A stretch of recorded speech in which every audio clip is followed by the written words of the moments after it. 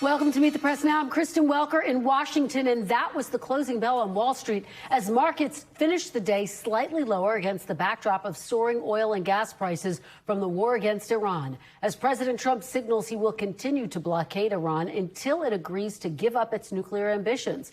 Markets also closing after the Federal Reserve's decision to leave interest rates unchanged. Chairman Powell speaking to reporters this afternoon, likely for the last time as chair, with President Trump's replacement poised to take the reins. Powell expressing concern about the administration's attacks against him and the central bank, while also cautioning that the conflict in the Middle East is driving up energy prices and causing economic uncertainty. Listen.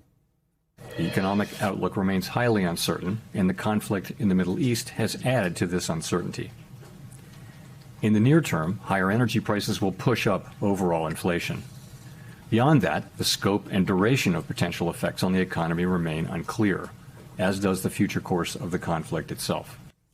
Today, prices at the pump hitting a four-year high, $4.23 a gallon on average for regular gas.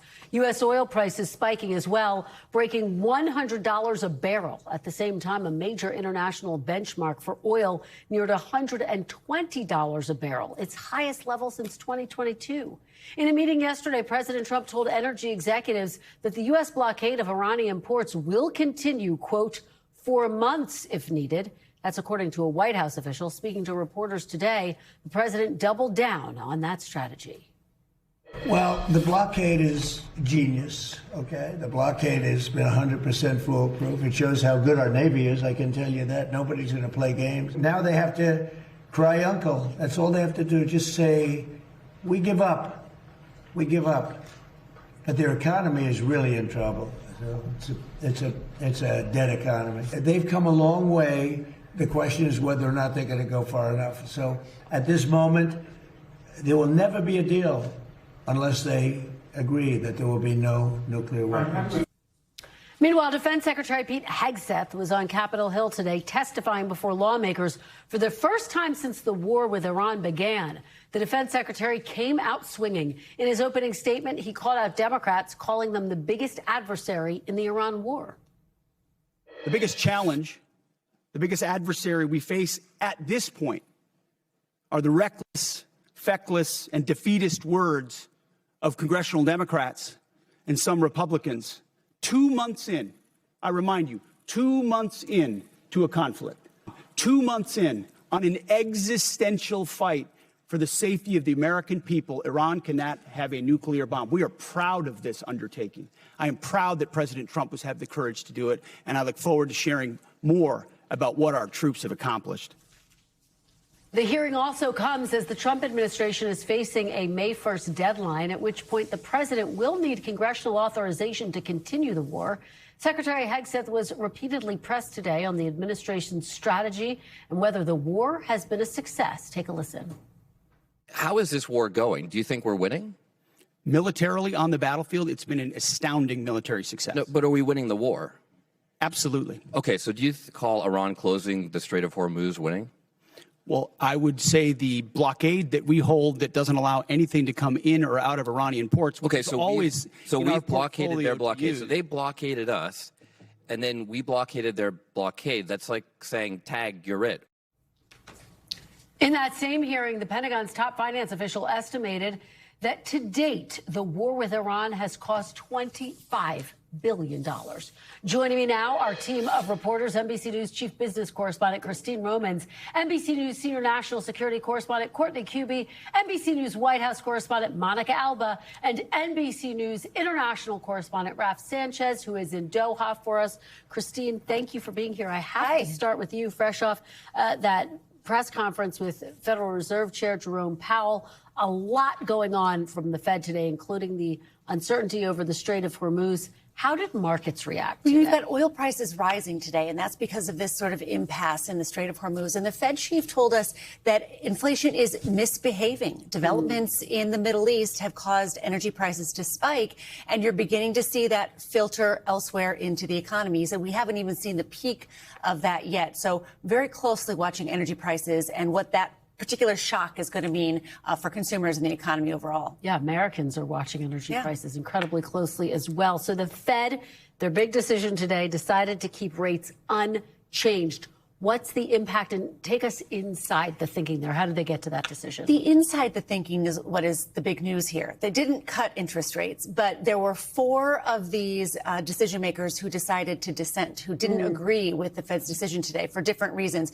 That's the most, Kristen, since October 1992. So that means Jerome Powell, this is his last meeting as Fed chief, he's handing over a Federal Reserve that is showing a little more uncertainty, maybe, inside the ranks than we have seen in recent memory. And finally, Christine, Fed Chair Powell said that he is, in fact, planning to stay on as Fed governor. Talk about that decision and what that could mean for the incoming Fed chair. It's historic. I mean, this hasn't happened in like 80 years. There is a tradition that if you're the Fed chief, then you leave. You leave the Fed, even if there's more time left on your seat as a governor. And Jerome Powell said he's going to stay on. He's so concerned about the legal attacks against the institution. This is a little bit of what he said. After my term as chair ends on May 15, I will continue to serve as a governor for a period of time to be determined. I plan to keep a low profile as a governor. These legal actions by the administration are unprecedented in our 113-year history, and there are ongoing threats of additional such actions. I worry that these attacks are battering the institution and putting at risk the thing that really matters to the public, which is the ability to conduct monetary policy without taking into consideration political factors. Now, the Department of Justice has said that it has dropped its probe into Powell and a big renovation project there. But you can see he is not satisfied that there won't be other legal attacks or a resumption of that probe in the future. He wants finality and clarity and transparency that these attacks are over before he's going to step aside. Just to put a fine point on it, Christine, this is defiance from the Fed chair. It absolutely is. And he says that, look, he made a point of saying the insults that we hear, the words that people say, we don't even talk about that inside this institution. It's not a problem. It's the legal attacks that are a problem there. And he will stay on TBD. He said he's not going to be a shadow Fed chair for the next person who's coming in. He's going to keep a very low profile, he says, but he wants to stay there in his seat until these legal challenges are truly and finally over. Well, just an historic day at the Fed. We're so glad you were there and could bring us all of that reporting, Christine. Court, let me turn to you. Let's talk about this firing hearing that we all watched on Capitol Hill. Defense Secretary of War, Pete Hegseth, answering questions. I want to play a little bit more and get your reaction on the other side. Look. Well, their nuclear facilities have been obliterated. Underground, they're buried, and we're watching them 24/7. So we know where any nuclear material reclaiming might be. my time for we're watching a quick second here. We had to start this war, you just said, 60 days ago, because the nuclear weapon was an imminent threat. Now you're saying that it was completely obliterated? They had not given up their nuclear ambitions, and they had a conventional shield of thousands of missiles. So Operation Midnight Hammer accomplished nothing of substance. It left us at exactly the same place we were before. So much so their that facilities we had to were start a bombed war. and obliterated. Their ambitions continued. Just some of the many fireworks today. Court, what were some of your biggest takeaways in addition to that exchange? Yeah, I mean, that really underscores just how there has been so much confusion about the ultimate military objectives here. And what's really funny to me, Kristen, is the administration has just not done a good job of explaining exactly what they hope to do with respect to Iranian nuclear facilities and their capabilities. And the goal, Secretary Hegseth touched on it a tiny bit there when he said it's about taking out their conventional capability so they don't have the ability to defend a nuclear program. But instead, they get so hung up on arguing about how their facilities were obliterated. They clearly weren't. They were deeply buried. They were badly destroyed in most cases. But there's still no indication that they have not only destroyed the highly enriched uranium stockpile, but that they have destroyed their capability and their ambitions to ultimately get a nuclear weapon. That was just one of the many exchanges that we saw about Iran today that really shows how there is frustration on both sides of the aisle on Capitol Hill about the lack of transparency, about the objectives and the ultimate aims here of this war. Well, it was just a remarkable hearing. Courtney, let me ask you, because to the key point that you're making about the administration, the president's strategy, did Secretary Hegseth reveal any new information? No, not really. I mean, we did learn about the $25 billion cost, the price tag of Operation Epic Fury right now, but it's still not 100% clear exactly what that encompasses. So, for instance, is that sort of the burn rate of what they've been going through? Yeah. So the munitions that they've used, the aircraft that have been damaged or destroyed, just the wear and tear on things. Those ships, 3-carrier strike groups, once they're out on a deployment like that, especially the Ford, they're going to be in the docks for a while, like a year plus. It's very expensive, and there's also the destroyers and everything else. Does that cost also encompass rebuying new munitions and buying new aircraft?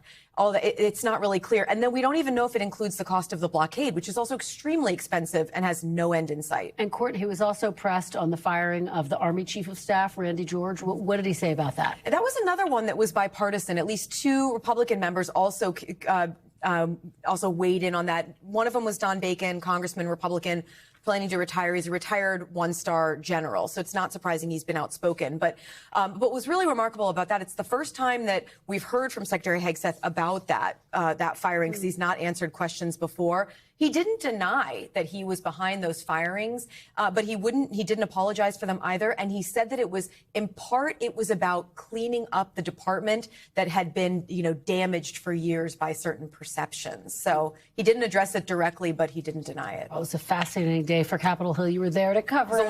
It's been a long day, long hearing. Well, thank you for bringing us all of that information. Court and Christine, we really appreciate it. Great to see you both.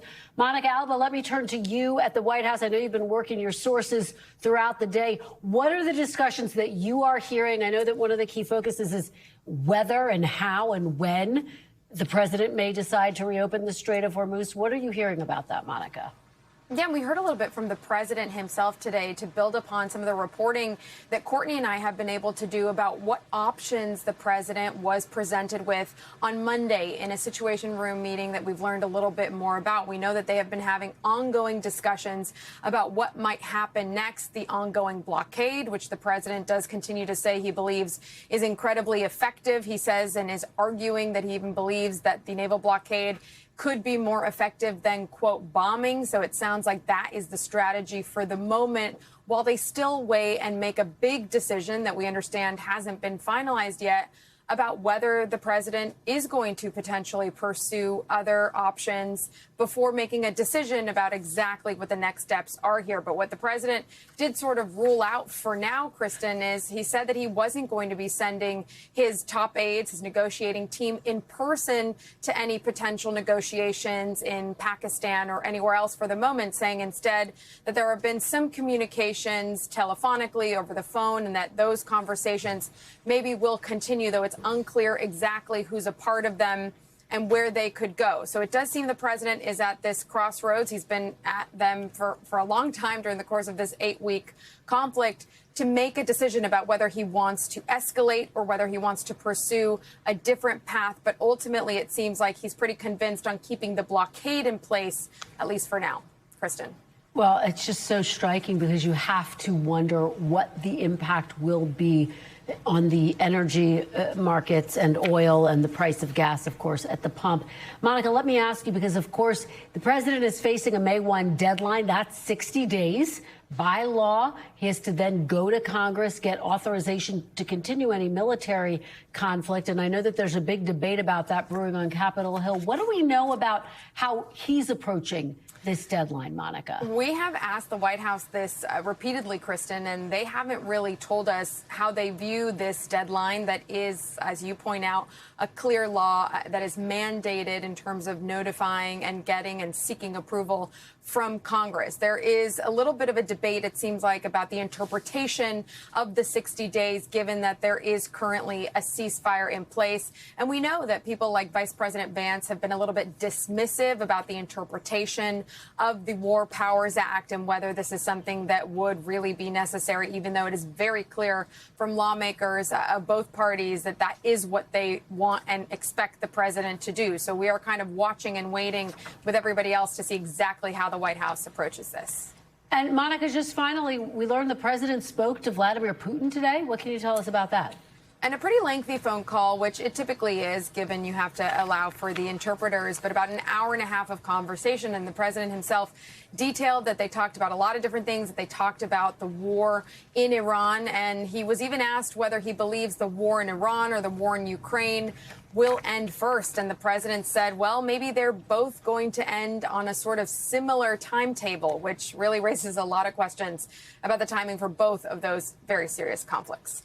Certainly does. Monica, Alba at the White House, as always, thank you so much. Good to see you. Let me turn to Raf Sanchez, reporting from Doha. Raf, thank you so much for joining us. Take us inside your conversations there in the region. What is the mood with negotiations now stalled? So, Kristen, in a word, the mood is uncertainty. It's quiet here in the Gulf. It's been a couple of weeks since the skies were full of Iranian missiles and drones. But people here are on edge. They have no idea if or when the fighting might resume. You notice people are flinching when doors slam after weeks and weeks of bombardment here. And there is a real feeling among America's Arab allies here in the Gulf that they are just not in control of their own destiny. They are kind of at the mercy of the United States and Iran. Either side could declare an end to this ceasefire at any point. And of course, the Strait of Hormuz, which is so critical to the economies of these countries, remains shut, and they just have absolutely no sense, like the rest of the world, when it might reopen. Kristen? Well, and Raf, the president saying he's prepared to actually maintain the U.S. blockade of Iran's ports. What are the implications for Gulf nations? And I believe you spoke to the Qatar foreign minister about that. Yeah, so the implications absolutely massive. Qatar, one of the world's biggest exporters of liquefied natural gas. Of course, Saudi Arabia, the UAE, some of the world's biggest oil exporters. These are economies that totally depend on getting their energy exports out. And yeah, we had an opportunity to speak to the spokesman for the Qatari Foreign Ministry about U.S. policy towards the Strait. Take a listen to a little bit of that conversation. Would you like to see the United States end its own blockade in the Strait as a way of lowering tensions? No, let me make it very clear. The closing of the Strait of Hormuz has resulted in economic implications for the whole world. So our focus is on ending that war, on reaching a diplomatic solution that hopefully would mean that we would not resort back to the use of the Strait as leverage. But of course, we call on all parties to open the Strait immediately. And I asked him whether he was open, his country was open, to the latest Iranian proposal, which is a narrow deal, Kristen, that would reopen the Strait of Hormuz, but it would leave the nuclear issue for another day. He said Qatar, like the other Gulf states, wants to see a comprehensive agreement between the U.S. and Iran to make sure that there is not a resumption of fighting a year from now. But he did say they are open to some kind of incremental deal, which, if it would open the Strait, would be a good thing for the whole region. Kristen. Just so much uncertainty. Raf Sanchez, thank you so much. Thank you for bringing us your great exchange there. We really appreciate it. We thank you for watching. And remember, stay updated on breaking news and top stories on the NBC News app or watch live on our YouTube channel.